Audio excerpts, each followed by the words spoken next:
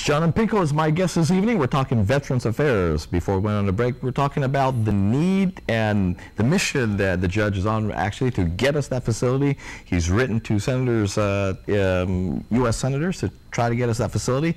We're hoping, again, that that will happen. And you've identified, of course, the building already. Naval Hospital still has a lot of life in it. That's right. It's very well maintained, and even the hospital commander has told me that the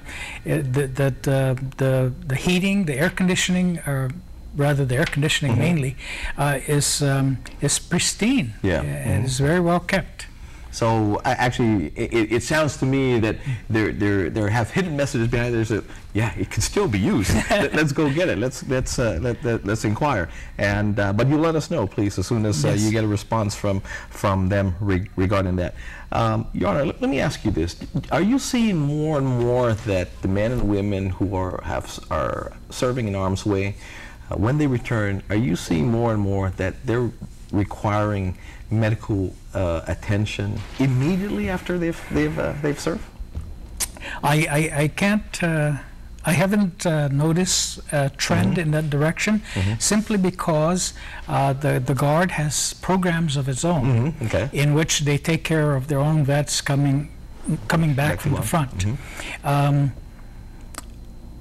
It's hard to say because this is a different war from Vietnam. Yeah, sure, you know? Sure. And we're in different fronts at this point. Let's go to David from Buffalo. David, buenas. You're on. Okay. David, you're on with Judge Unpingco. Yeah, Judge, fortunately that you're here. I have a problem here in Buffalo. You know, over here in Andy South, there's helicopters. It seems like they just, I don't know, I'm 100% PTSD, you know, and these people, when they fly the helicopters, it's like they're just intending to harass and intimidate, you know, people over there. Basically, caller, what you're saying is that the helicopters, the noise that is generated from that acts as a stimulus to again, your PTSD coming on, right? Yeah, it's really aggravating my PTSD, but you know, it's not only that I'm a veteran. I'll bet even regular people, they, you know. Yeah. But in my. Okay. Yeah. Thank you very much for that. Your Honor, we get numerous calls from not just veterans but residents. Yes. Is there?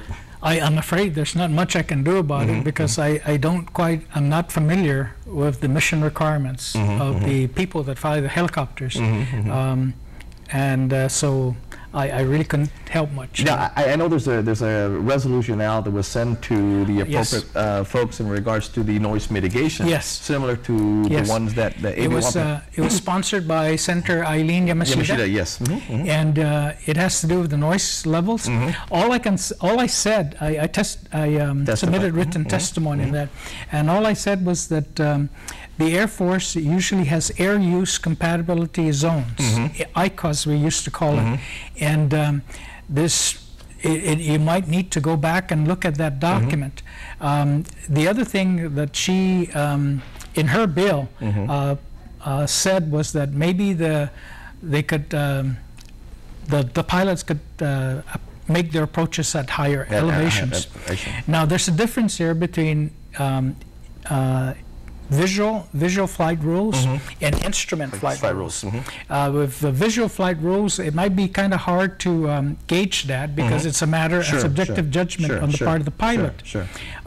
For the instrument flight rules, then you have a better chance of perhaps getting some uniformity in the approach to the airfield. Judge, I wish we had more time. We're going to have to get you back here, either here or on the radio show. But I tell you, a word out to the veterans or the folks that whose time are coming up pretty much in serving their country. Your advice to them?